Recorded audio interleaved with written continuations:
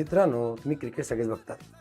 आपल्या एम-पी-एस-सीच्या भाषेत बोलायला गेलं ना, तर एम-पी-एस-सीचा अभ्यास किंवा एम-पी-एस-सीची तयारी ही T20 नाही आहे, जे आजकाल सगळ्यांना दिसतं.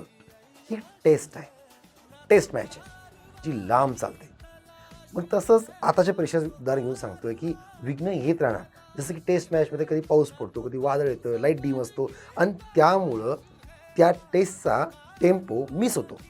असं म्हटलं जातं, की अचानक आलेल्या डिस्टर्बन्सेसमुळं मॅचचा रिझल्टच चेंज होतो आणि जी टीम तिचा पेशन्स ठेवते ना, ती जिंकते. तसंच आताच आहे.